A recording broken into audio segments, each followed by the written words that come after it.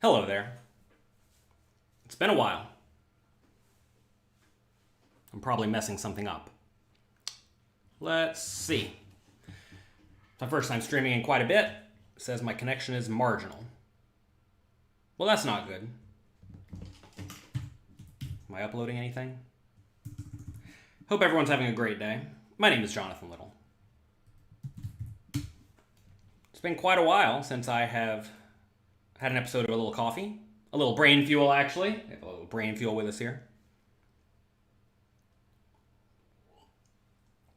Let me know if we're lagging a lot. It says that my connection is very marginal. I did just update OBS. Maybe this is some sort of new feature where it says that gives me a more accurate update. I'm not sure. First time catching me live. Good morning, good morning. Hope you're having a great day. Today, very simply, a few words written here. Poker Masters and Super High Roller Bowl Wrap Up. It went poorly. Such is life. Sometimes that's how it goes. Whenever you go and play a big poker tournament series, sometimes you're going to lose. Funny enough, I had two pretty good stacks on the bubble. I played probably 10 tournaments. A big poker series. 10 tournaments, right? 2 times, I got it all in on the bubble. I had aces against queens once, and I lost. I have a video blog coming out soon. I actually filmed a little bit of the hand. It goes blank, blank, blank, blank, queen. Goodbye. Funny enough, the player to my left, a good player, Chris Brewer, just bad spot for him. He won the tournament, and we both had the same amount of chips. Actually, he had me covered by like one chip, one ante chip, like basically nothing. So, funny enough, he was directly to my left. If I would have won the hand, I would have had all those chips. He would have been out the next hand, obviously. We would have redrawn and we would have gone, right? Instead, he wins. He has all the chips. They redraw and they go. He wins the tournament. I bubble. That's a lot of fun. Another one against Chris Brewer as well. I raised kings. Somebody called. He ripped it all in for 40 big blinds with Jack 10 of hearts. Wasn't on the stone bubble. We were a little bit off the bubble. I think we were like 20 people left and 15 paid or something like that. Turns out it's actually probably a good play. I did not think that was a good play. At the time, I was talking to poker coaching GTO extraordinaire, just GTO, Justin Saliba, who just won a bracelet. Shout out to him. He won a $5,000 tournament online. He ran the numbers. Jack 10 suited is an all in. Who'd have thought? I called the kings. I don't remember how I lost, but I lost. That was like an 85 big blind pot. Goes his way. I don't know how he did. I forgot about that tournament. So, those are my 2 shots. I also played the Super High Roller Bowl, $300,000 buy-in tournament. Didn't really get much going. I was on the feature table for just a little bit, for about 2 hours. And I think I played well. Funny enough, I made a few exploitative plays that worked out great. There's one hand where I had aces, 20 big blinds deep. I was going to make the worst hand, and I would not have gone broke. I raised 2 people called. It comes as Jack 7-7. 2 diamonds. Check, check. I was having funny vibes. I don't know why I was having funny vibes. I checked it back. Turn was a king of diamonds, which was terrible for me. He, small blind bets, I call. River was an ace, so now I have the second nuts. That's good. He bets tiny. And imagine if I did not get the ace there, he probably still would have just bet tiny. I would have called, and I would have lost to his 9-7, right? Instead, what a lot of people do is they just bet the flop and they get it all in immediately because the board's kind of draw heavy. You could have a jack, right? And they would have gotten it in, drawing nearly dead. So that was the spot where we saved a lot of equity. That was another spot. Really, like a lot of spots were just kind of standard.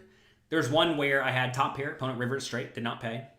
There's like a lot of weird spots like that where, it could go all sorts of ways. And the things I did worked out well enough. Really, though, I just didn't get anything going. Didn't have very many good hands. I had very few good hands. Say okay. Then said, you got to pop up. There he is. Here I am. Just started selling it. Tough No Limit Hold'em games. There's the book right back there. Check it out. It's amazing.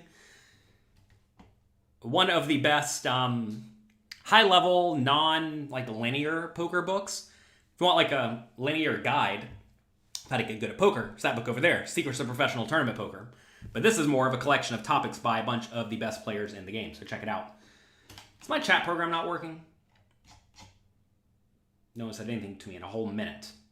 Greetings from Dusseldorf. Hello, hello. You really miss a little coffee. Well, this is a little brain fuel. Would you adjust your plan on the bubble of a 100K versus a 1500? Not really. I don't really view... It's going to sound bad. I don't really care about money. I just care about making good plays and extracting equity, right? A lot of people get it in their minds that, oh, this is a big tournament, so I should play nitty now. But no, if anything, people have that mindset, right? So if anything, we need to be getting in there and blasting them. You don't want to play nitty whenever everyone else is going to be kind of cautious, right? Ordinary Dude says, hey, dude, I'm chatting. Welcome. Tell us about Pixel Wizards. I actually don't know much about Pixel Wizards. These are an NFT. I like the ones with the big fire swords because they're kind of rare and they look cool. Think of the value, am I right? You appreciate my videos. What's my favorite tournament moment? What's my favorite tournament moment? Not when that queen came on the river. Although, to be fair, it is a lot of fun to realize that this is part of the game. This is what you signed up for. Sometimes you are going to go out to a big tournament series and you're just going to lose every hand. Every big pot you play, you're going to lose. Enjoy it. This is what you signed up for. Don't forget, this is what you signed up for. A lot of people think it's just supposed to be all fun and games and you're supposed to win all the money all the time. You're going to have bad trips sometimes. Such is life. I have some hands pulled up. You all want to go through some hands? I pulled these up randomly. I have a document with like 300 hands I played or something. Maybe not 300, maybe 100 hands that I played over the course of the 10 days that I'll be reviewing on pokercoaching.com over the next who knows how long. If you want to go through that, let me know. Are you heading back to the World Series? I am. We're going back to the World Series on November 2nd. You may say, why are you skipping the beginning? Because it's mostly small buy-in, no-limit tournaments, which I don't really care to play anyway, and a lot of mixed game tournaments, which I don't know how to play. I mean, I know the rules. I know how to play better than most people, but not better than most people who want to buy in for $10,000. So we have these games that are either low dollar value, right? Like imagine you play at 1,500 and you make 100% ROI, which, don't even know if that's doable. You make $1,500 in probably a day on average, which is a fine wage, but I'd rather just play $10,000 tournaments or $50,000 tournaments and make a little bit more money, right? Even if you have like 10% ROI in the 50K, you make $5,000, which is way more than 1,500. And you got to realize at some point in life, your goal is not to play as much poker as possible. I'm fortunately at that point in my life, part of my goal in life is to hang out with my family and be a reasonable dad, right? So we go play the Poker Masters and Super High Roller Bowl, all big buy-in games with a low ROI for sure, but all big buy-in games. And then we'll go back for the end of the World Series for the main event and a bunch of other like 5,000 and 10,000 and bigger buy-in tournaments. By the way, I'm sporadically selling action at no markup for all of you. I'm usually capping the amount you can buy in for at something like $10 or $15 or $100. So if you want small little nibbles of my action at even money, check out pocketfives.com. They just released a new staking platform. 2 other good buys you will find there. Daniel Negreanu selling at even money and Felipe Ramos selling at even money. 2 great players. They have a lot of fans. They're doing what I'm doing. They're just trying to give back. Right? I'm selling like 10% of my action in all these various $1,500 tournaments and $10,000 tournaments. And there's one tournament you can buy as much as you want. It's the $100,000 buy-in tournament. See if it's sold out yet. Actually, I haven't checked it in a few days. Might be telling you to buy action in something that's already sold out. So good to tell people to buy action in something that's already sold out. Let's see. Go to Pocket Fives, go to staking, filter by player, Jonathan Little. You will need to make an account before you can view the staking site. So you can get 30% more of my action in the 100K. Everything else sold out. Can I share my screen here? Let's see. Not a particularly great view of this. If you go to the site, though, there'll be a staking tab right at the top of the site. Filter for Jonathan Little, right? Let's show Daniel Negreanu as well. You see, like, Daniel Negreanu's mostly sold out as well. Maybe you're all late already. So yeah, all my action sold out. Turns out the fans want the action. All the action sold out besides the 100K down here at the bottom. I know you can't see that. It's kind of off the screen. I don't know how to make it get on the screen. Anyway, you can buy action in that at even money again, right? I mean, trying to sell all of you action at even money. Why not? I'll also be selling more pieces of action. I think a lot of them go live on Monday at 10 a.m. Pacific, 1 p.m. Eastern. Like for various 5Ks, 1500s, 10Ks, whatever. So there will be some more action coming out for that. Does Pocket Fives take a cut? No! You've all been asking me to sell pieces of my action at no markup for a long time, just to give the fans a sweat, right? And I always said no. Why did I say no? Because the sites that facilitated the sales before would take 5 or 10%, which makes the buys way worse, right? Also, a lot of these sites have people selling action that are, look, I'm not going to say scammy, but are like trying to fleece their fans, right? Like in reality, if I put up all that action at 2.0, it would have sold out because people want to have a sweat of me. Same thing with Ngarani, right? He has fans that love him, and people would pay 2.0, even though they're torching their money, right? Because no one's a good buy at 2.0. And I don't want this to be misconceived as anything like that, where I am trying to fleece my fans, right? I'm trying to give everyone even money buys, right? I mean, we got to pay the rake for the World Series to play, but that's it, right? I mean, there's no rake for Pocket Fives. Why are they doing it? I don't know. I'm still trying to figure it out. Why are they selling it? No markup whatsoever. I hear this is one piece of a giant puzzle they are putting together. And I'm excited for that. That's good things, right? Like I mean, Pocket Fives is a great name in the poker space. They've been around for forever. And hopefully it's good to go. So yeah, Pocket Fives does not take a cut. How cool. Let you get a piece of the 100K. Yeah, I mean, it's even money, right? I mean, to be fair, the 100K, I'm not going to have like just some giant ROI, but hey, you want to sweat in a game? There you go. What else should we talk about? Oh, poker hands. Look, I just pulled up these hands. I don't even know what events these are from. Like random 25K or something like that. Let's go through. But yeah, like I said, we'll be releasing more action, I believe, on Mondays at 1 p.m. 1 p.m. Eastern.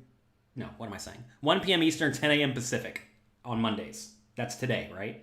Maybe there'll be more action going up. I don't know. The back end of their site is not fully up and functioning yet to where I can release the stuff myself. I have to rely on other people to get it up. And maybe it'll go up, maybe it won't. I don't know. Who knows? I know that I'm selling action for some number. Actually, let me look at my spreadsheet here. How do I do this? Let's go back to my webcam. So I'm supposed to be selling action for... Do I even have this listed anywhere? Maybe I don't. Oh, yes, I do. 1, 2, 3, 4. I think there's 4 more tournaments I'm selling action for. Various 10Ks. Like 10K turbo and stuff at, no markup, of course. I don't know. If I'm playing the tournament, I'll try to sell some action. Are you going to stake members in small tournaments? I don't know. We're a little bit behind the schedule on all of that. Got to get all this stuff off the screen. What we are going to do, though, is we're going to be giving away action to my World Series of Poker main event. I think we're going to be giving away 10% total to poker coaching members and fans in general in various giveaways, so check that out. If you're a poker coaching member, we're having breakfast. Probably at the Rio. I'm not sure what their breakfast setup is there. I know that I don't know. Somebody's at the Rio. Let me know. Is Hash House a Go-Go open 7 days a week now? Because I was looking on their website and it said they were only open Friday and Saturday, which is clearly not ideal. And like one of my breakfasts was, I think, going to be on like a Sunday or something. Let me pull up my spreadsheet. I'll tell you when I was going to do the breakfast. Let's see. Breakfast was going to be on November 5th and 6th. 2 breakfasts right in a row. Presumably at Hash House a Go-Go. If you're a poker coaching member, we've already sent you an email for you to RSVP. Okay? So get in there. Make sure you get in that. It'll be a lot of fun. That is day 1B and C of the main event. I'm going to play the main event on day 1D. Okay? What's wrong with the Netherlands? I don't know. What is wrong with the Netherlands? You tell us. I know shockingly little about the Netherlands. Also, don't know how relevant this is for any of you. I made an NFT series the other day. I walked around Las Vegas and took a bunch of pictures. Let's see if I can pull this up on the screen. We'll goof off a little bit before we go through some hands. Let's see. You may say, why does anybody care about Jonathan Little pictures? It's a good question. I don't actually know. Let's see. Here we go. We took some pictures of Las Vegas. Some of them are for sale. I sold them initially at 0.0888. These are just fun photos of Vegas. Here's one of my favorites. Look at this poor guy. This is a picture of a guy.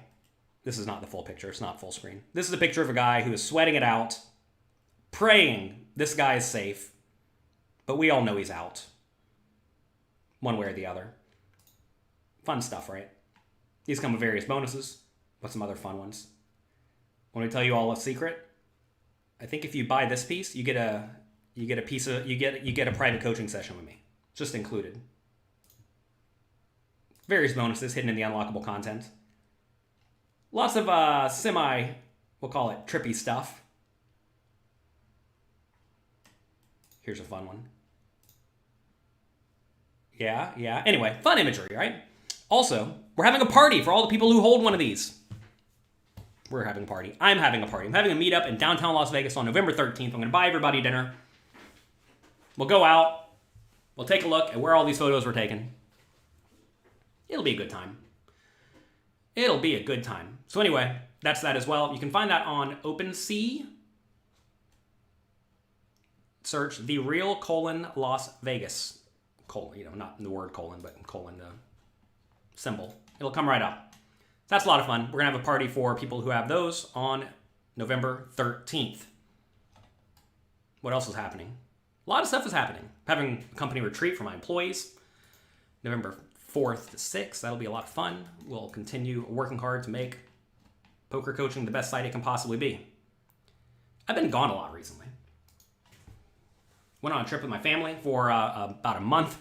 Went to Las Vegas for about a month. Coming home for about a month. Going to Las Vegas for about a month. It's been a lot of fun. Do you ever stake your biggest fans? Check out pokercoaching.com.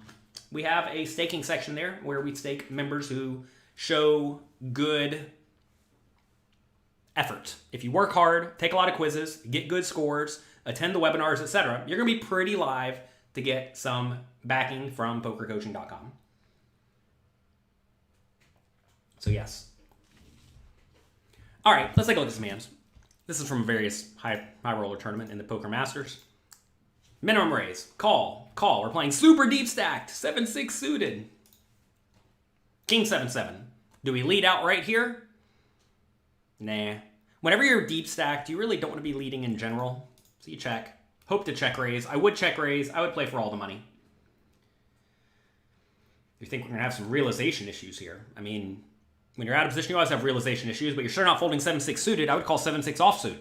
If you're folding 7-6 offsuit here, you're making a big error. You got to realize you're putting in 1 to try to win 7.5. That's a lot. You don't have to win very often at all, right? Turn. Now, we have a few options. We can either check raise or bet. The question is, if we bet, how big do we bet? I think we probably want to go quite big here, and we want to be betting with our sevens, and we want to be betting with our draws. And there are a lot of draws available. I'd probably be over bluffing this spot in reality. Whenever the turn or flop checks through, you have to presume that both of your opponents have something like a bad king or worse. And if they have a bad king or worse, there's really no reason for them to bet the turn, right? So this is a spot where you can expect it to check through a lot. If this was instead something like, let's say queen 7-7 ace on the turn, I would be checking. Okay? Because then it's very easy for your opponents to have an ace that may feel very inclined to bet to try to get value, right? At what stakes do we start min-raising when we are so deep? I don't think it actually matters if you min-raise or 2x, 3x or 2.5x, whatever. People get really... They pay attention to pre-flop raise size way too much. It just doesn't matter all that much whenever you're playing very deep stacked. I think you can kind of do whatever you want. It's just not that big of a deal. People like to focus on things that are like really clearly visible, that happen frequently without necessarily thinking, where am I making money from this, right? You want to be min-raising when your opponents fold a little bit too often or defend very poorly pre-flop and then just like fold to aggression too often, right? You also want to be raising small in general in tournaments because you don't want to get stacked, right? When you raise bigger, you get stacked sometimes more often, which is not necessarily ideal. Obviously, you stack your opponents more often than too, but you have to be a little bit cautious with gigantic raises like some people do. Anyway, we're just going to bet on the bigger side. I think 5K, 6K, something like that's good. Low jack calls. This is, I think, Michael Adamo, very good player. Michael Adamo came out to Vegas, played 4 tournaments and won 3 of them. It's always nice when that happens. I played 10 and lost all of them. Funny enough, I think I heard him over talking about how he's on a pretty big downswing right before this, and he comes out here and wins 3 in a row. Pretty fun. Anyway, river 3. Annoying spot because some of the draws get there, but also some of the draws still miss, right? Like heart draws miss, 8-5 misses, 8-6 misses, right? So I think we want to go pretty big. Check here to try to induce. Oh, no, absolutely not. If we check, what are we trying to get to bet? Like an underpair? Pocket eights? Pocket eights isn't going to bet. What about like king 9? King 9 may bet, but even then I think it's really close. So this is a spot where you definitely do not want to check. Checking would be pretty bad. In this scenario, we definitely want to bet big. Question is, how big? As big as you think your opponent will conceivably call. So I know Michael Adamo plays lots of high stakes games. I reviewed a lot of his hands on my YouTube channel, youtube.com/pokercoaching. Some of you are there right now. Check it out. Go there, click like, click subscribe. If you're watching on YouTube right now, do me a favor, click the like and subscribe button. That is a completely free way to support the channel. So we're going to go pretty big. I can already tell you we're going to go pretty big. How big? I don't know. 25K, 30K, something like that. How is the stream today? It says I'm dropping frames left and right. It says but like I think everything's okay. I'm kind of confused. I just updated OBS right before we started the streaming program, and it's not functioning particularly well. Let me know how the stream quality is. All right, anyway, we're gonna bet big. I go 22. Fine, I could probably go bigger. I could be cool with bigger. I think something a lot of people do wrong in this spot is they just always bet smallish. They bet, 2/3 pot. Why? Because they want to get called. And sure, you want to get called, but you have to realize I don't really care about getting called. I care about being at least somewhat balanced, right?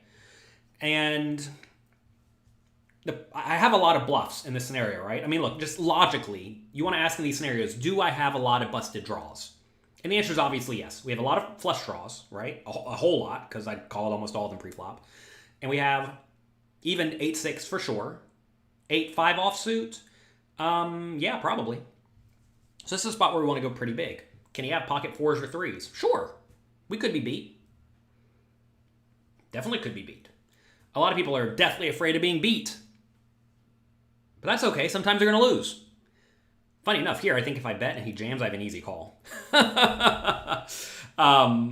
He's the type of player who will sporadically get after it. Whenever you have that 6 blocker and you don't block any flushes, I mean, what more do you want from me? We block the full houses. We block the straights. He probably wouldn't jam a straight any. I mean, he may jam a straight. But we block the full houses. The thing is, I could easily have a straight, right? So he can't be, too insane here. That said, he may get pretty insane.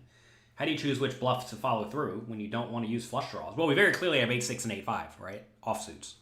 So there's 16 of them. Well, 32 of them right there, right? That's a whole load of bluffs. And to be fair, I'd probably use the lower flush draws too. If I had 10-6 of hearts, for sure. Any 6 or 5 I'm going to be bluffing, I have to presume. Anyway, we go big. He calls. We win. That's good. Probably could have gone bigger. That's the spot where if you had more time, you could sit down and actually figure out how many bluffs you have that want to bluff in this spot. And you want to bluff with as many as you possibly can, right? It is worth noting, you whenever you bet 7-6 there, you're not perfectly polarized. So you have to have fewer bluffs than if you were perfectly polarized. Because right there, 7-6 does lose sometimes, right? Because he just could have a random 9-7 suited, or he could have made the straight, right? Or pocket 4s, right?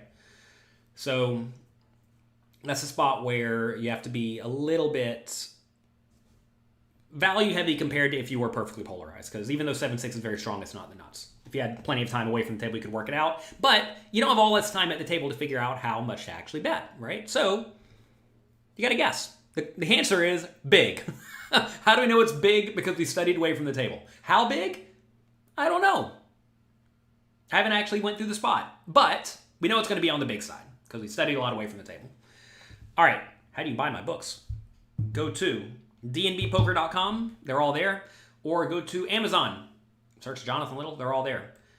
Actually, if you go to jonathanlittlepoker.com/books, there'll be links there. If you use those links, I get a little bit more money because those are all affiliate links. Want to give me a little bit more money? Just a little bit. It's like $1. You want to give me $1 more? I'll take it. King 7 offsuit in the small blind. You can raise, you can limp, do whatever you want. In smaller stakes games, I would just raise a lot and triple barrel it off a lot. Oh, why am I telling everyone this before I go to the World Series of Poker? In this spot, I would raise and triple it off a lot with like everything because people fold too often. Can't do that in the high stakes games though. Limp, opponent raises. I don't remember who this is. We call, of course. I say of course. This is like kind of close to a fold. I would not hate a fold here. This is a spot where we have the best hand a lot, but we're going to under-realize our equity due to being out of position. So, whatever. Now we're not folding. Check, call. If this was a better king, like probably king jack, or maybe even king 10, we should go for a raise for value from out of position. But against a small bet. But with king 7, I think it's probably fine to call. You usually want to raise your best top pairs and call your medium top pairs. Does king 6 offsuit fold here? I don't know. Maybe. Turns an ace, which is awful. If I checked and he blasted it here, it's just probably just a fold. The thing is, he's going to have a lot of aces in his range. Check, check, though. Where's a jack? Should we ever bluff this? I don't know. Tell me what you think. Am I having a breakfast in Vegas for poker coaching members? I am, Bobby. We already discussed this. You must have been late. We are doing a breakfast on... had it pulled up earlier. Pull up that spreadsheet again. They're going to think, why in the world do you keep opening and closing the same spreadsheet? November 5th and November 6th, 2 breakfasts. We emailed poker coaching members about this a while back. Hope you filled out the survey.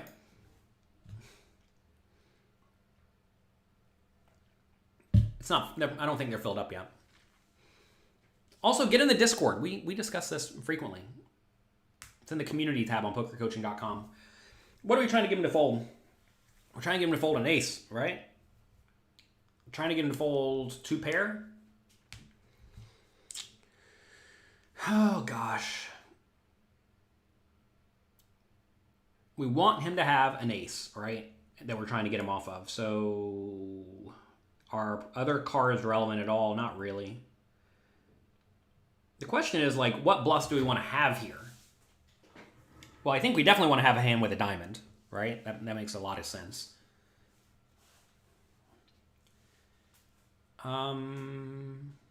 Yeah, we want to have a hand with a diamond. Like, the question is, what cards do we want to have here? We want him to not have 2 pair. We don't really want him to have a jack, right? Because if he has a jack, he's going to have king jack and queen jack a lot. So I think we want to have a hand here like jack 9. That would make some sense. Do we have jack 9 in our range? Sure. What about queen 9? I think queen 9's probably okay to bluff. Do we have queen 9 in our range? Yeah, for sure. Do we ever have like the random 9 of diamonds or 8 of diamonds? It's kind of tough, right? The problem here is that, notice we can't have queen 9 of diamonds or jack 9 of diamonds, right? We don't have, I mean, I guess we could have like, I'm sorry, we can't have, yeah, I guess we have 2 diamonds as a flush, obviously. But I'm trying to think, like, how do we have the 9 of diamonds in our hand? How can we have the 9 of diamonds that's a bluff, right? And we would check call the flop with jack of hearts, 9 of diamonds, of course. Sure, we found those, but that's not very many combinations, right? It's what? 3 combinations of hands? Not a whole lot of 9 of diamonds here, huh? We don't have like jack 8 because we would have folded it on the flop. We could have queen 8. Maybe we're supposed to take the queens and bluff them. Queens seem like good first bluffs. Like I would have queen with an 8 of diamonds, queen with a 9 of diamonds, maybe queen with a 7 of diamonds. Queen 6 I would not. Then I think we probably want to find like king X, right? King of blank X of diamonds. King of blank X of diamonds. Jared's saying 9-7 with a diamond. We can't have 9-7 because we check called a flop bet. You got to remember, we check called a flop bet, everyone, right? On the flop, we checked. So look, again, this is where it's very important to actually consider what your range looks like, because I'm not limping and then calling with queen 6 offsuit. So we don't have queen 6 offsuit. Would I do queen 7? Probably. Maybe a little loose. Remember, we made it 4x too, right? So maybe we don't even have that in our range. But we do have queen 8, and we do have queen 9, and we do have jack 9. But like, notice we can't have jack 8 because we would have check folded jack 8 on the flop, right? Do we fold 9s on the flop? No. Not. I mean, you got to remember the opponent bets small on the flop. So when the opponent bets small on the flop, we don't have 9-7 offsuit, right? We literally never have 9-7 offsuit. Also, pocket 9s, Mark. Like you said, we probably raise that pre-flop the majority of the time, so we probably don't have that either, right? So it's kind of hard to find these bluffs, right? And then the question becomes, do we have a lot of 10s that want to bet? I think we probably should bet our 10s, right? We should bet a lot of our 10s. Not all of them, but some. But we clearly have a lot of those. King 10, queen 10, jack 10, ace 10, 10, 9, right? We have a lot of 10s. So what this amounts to is we need to look here kind of hard for bluffs. And I mean, I think we found some pretty obvious ones with the jack 9 and with the queen 9 and the queen 8 and maybe the queen 7. But that's not all that many combinations, right?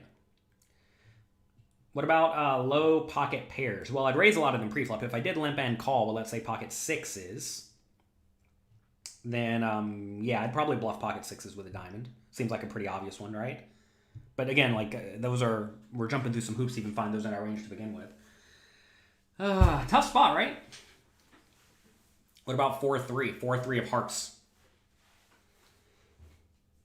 Which is better to bluff, 4-3 of hearts or king 7 offsuit? Interesting question. Because king 7 actually has a little bit of showdown value, whereas 4-3 has less showdown value, because the opponent can just have like pocket 8s, right? So king 7 wins every once in a while when it checks, whereas 4-3 does not. But this king blocker is definitely relevant because we block ace king, which is going to call, and king queen and king jack, which is going to call, probably. I don't know. This is a tough spot, right? I think a lot of people in this scenario just get in the habit of some showdown value, check, check, I win every once in a while. To be fair, though, if I check, which I did, should the opponent ever check behind with a hand worse than mine? They're kind of in a similar spot I was just in, right? Where they have a lot of 10s. And for all they know, if I bet the majority of my 10s and flushes, then that makes my range pretty weak here. Remember, I probably don't have ace, king, ace, queen, ace, jack, king, queen, king, jack, queen, jack, because I would have raised all those pre-flop, right? Fun spot. If we are going to work, or if we are going to bet the river, by the way, I think we just have to go big. Gotta go big. Like 15K, something like that. Anyway, check, check. And somehow I win. I don't know how I won this hand. I think whatever the opponent had here probably messed up. Because notice I chop with a king, right? I'm trying to think, like, the best possible hand the opponent should probably check it back with is, like, an ace, probably. And then maybe a king, but the king's going to be king 9, and we chop it with king 9. So when it goes check, check, what could the guy even have? Queen 9? Queen 9's probably just a bluff. Queen 2? Queen 2's probably just a bluff.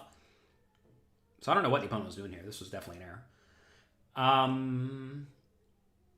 If he is range c-betting, he has a ton of trash. You don't. Sure, but he also has a ton of 10s on the river. If the opponent bets, would a check min-raise be viable?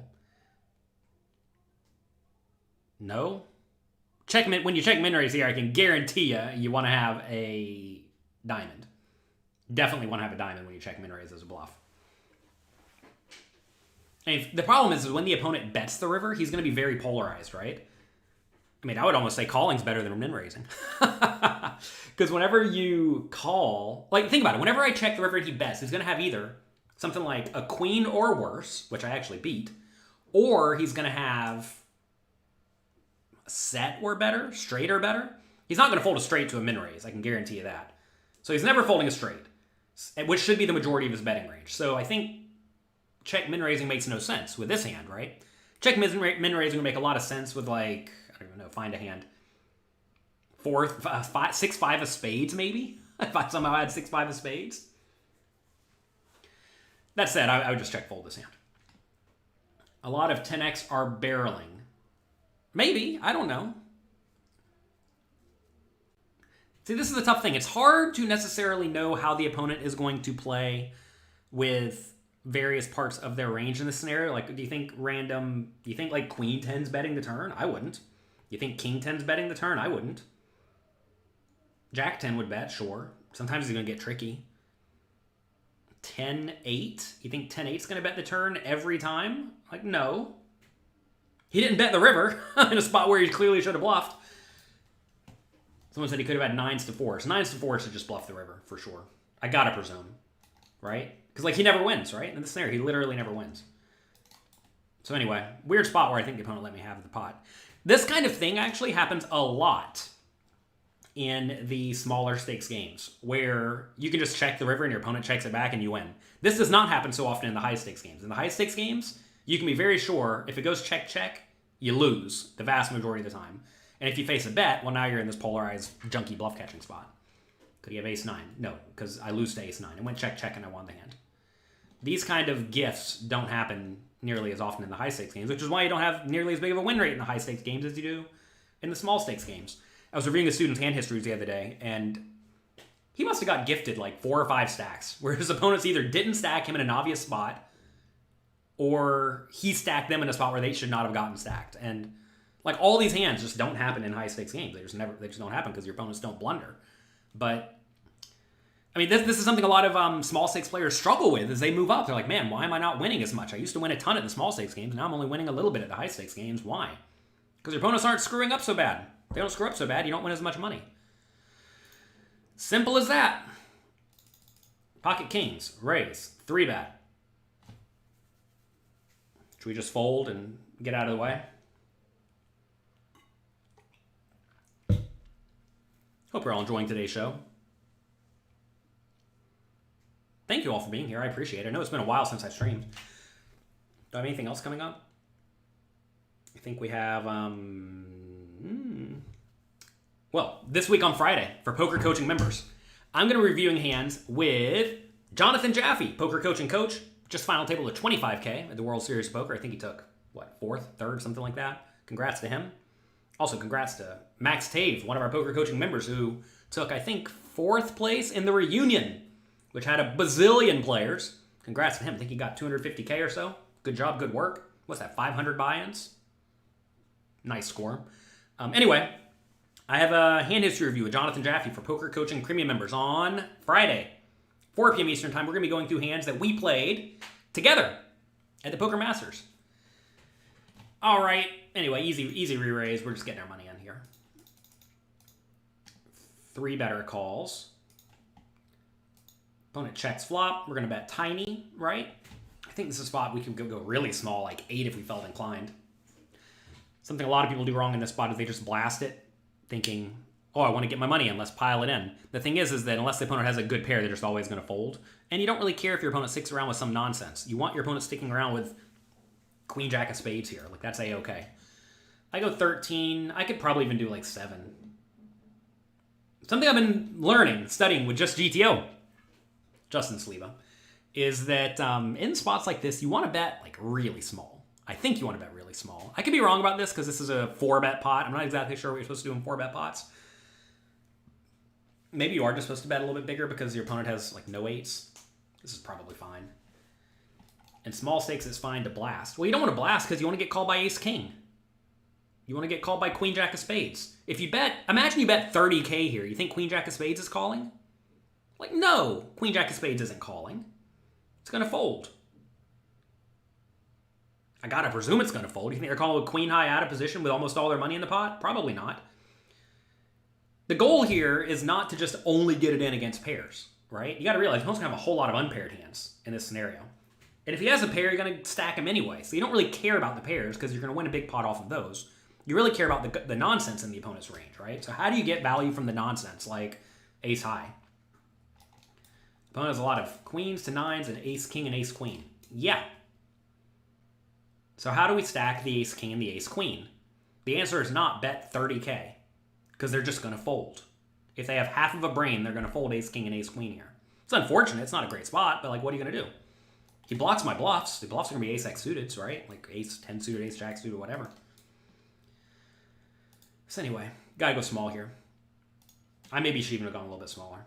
Turns a 9. We lose to pocket 9s now. Do we care? Nah. Now I go 30, and this might even been an error. I think maybe I'm supposed to go like 23 here. Probably should go like 23. It's probably a bit of a mistake.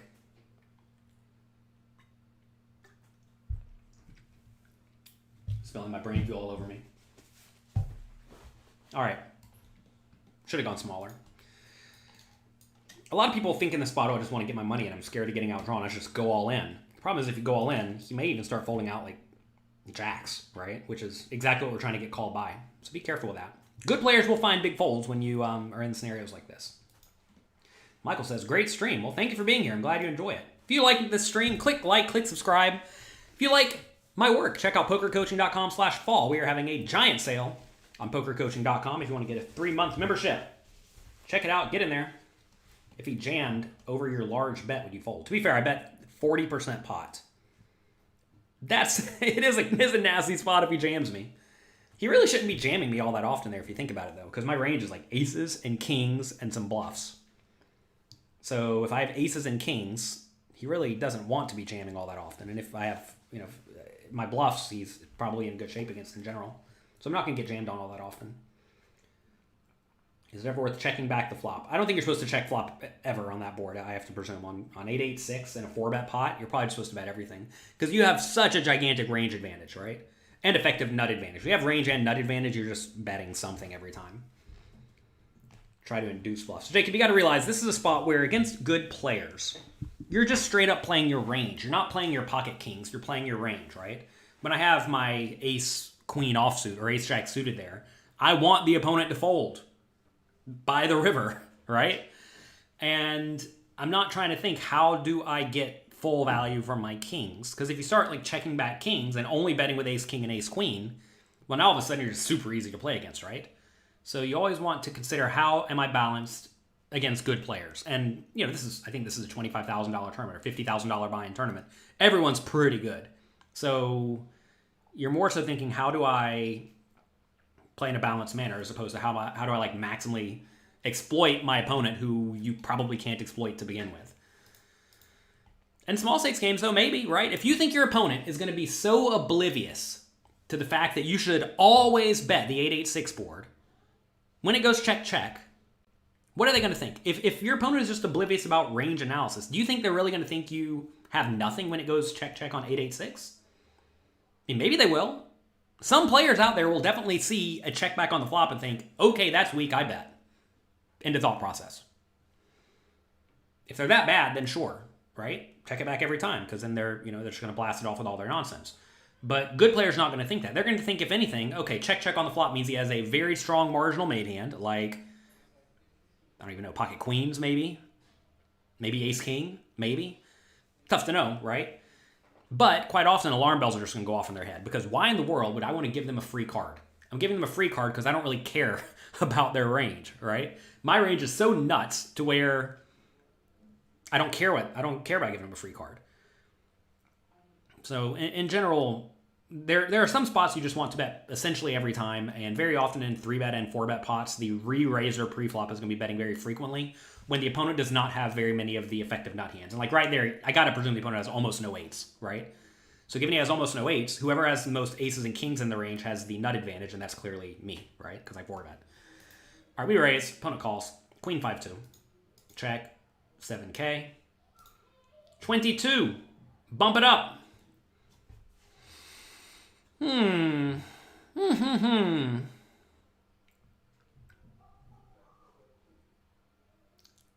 to remember who our opponent is here. I think this was Makita. Very strong opponent. He check raises a lot, gets after it. What's opponent range look like here when he check raises me on the flop?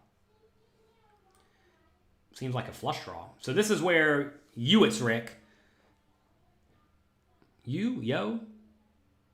How do you spell Roo? Roo is spelled R-O-O, right? So this is it's Rick. The opponent's range here is going to be balanced, because he's a good, strong, reasonable opponent, right? So if the opponent is balanced, his range is not all flush draws. His range here is going to be premium made hands,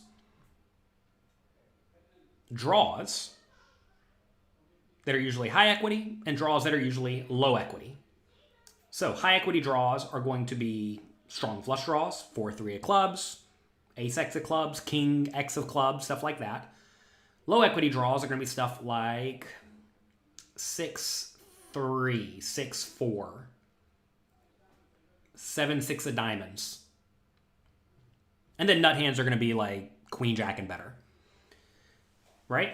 Interestingly here, I have the queen. So queen, jack, and better is a little bit more difficult to have, which is nice.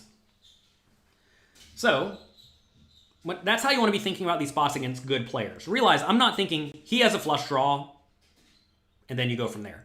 You're thinking, what does the range look like? Because if he has a flush draw, what should you do? Take a second and think about it. You all going to get this one right? What do you think? Type it in the comments. What do you do if he has a flush draw? Imagine the opponent tables the 8-7 of clubs, or the king 4 of clubs. Because when you say seems like a flush draw, it's Rick, it's a spot where, what does that mean? Seems like a flush draw? I mean, yeah, it could be a flush draw, but it could be way more than just a flush draw. Leolarte gets the correct answer first.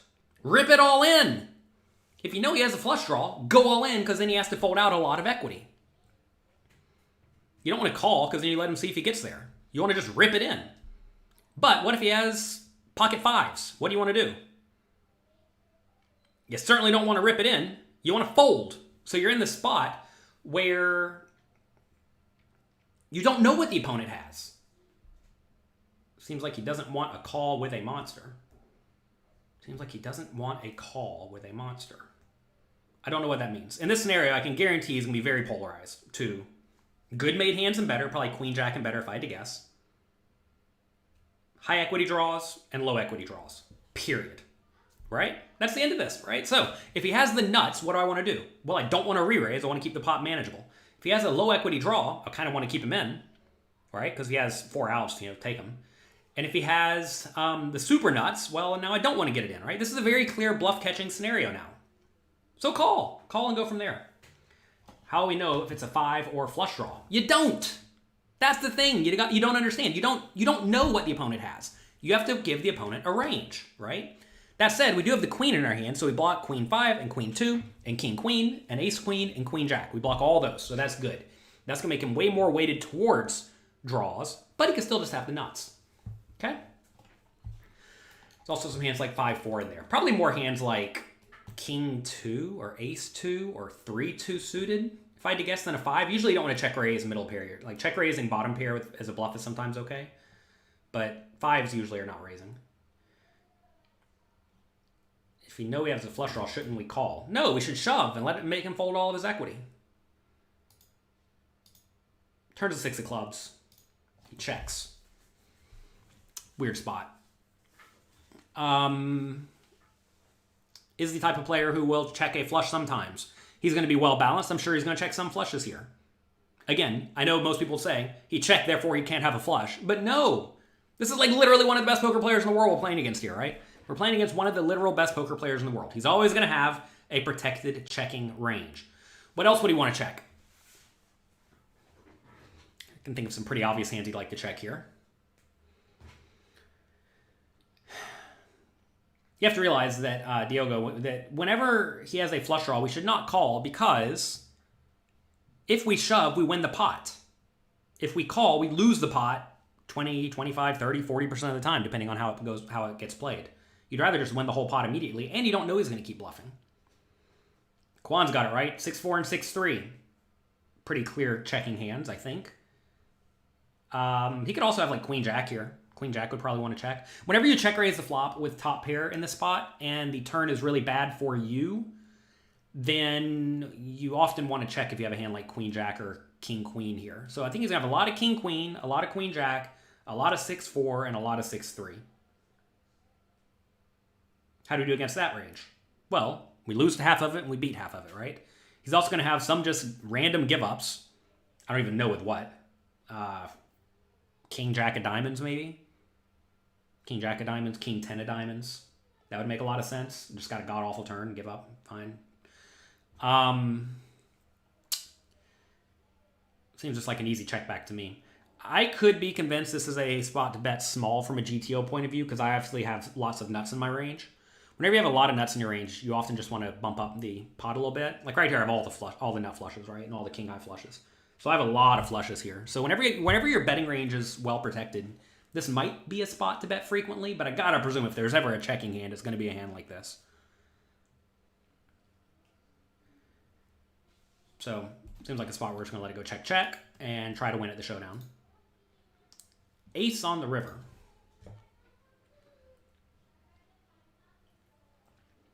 Natty says bet 45 on the turn. The problem with betting 45 on the turn is that, like, while he may fold out... Well, first off, what is he definitely going to fold? He's definitely going to fold out, like, king 10 of diamonds, which is nearly dead.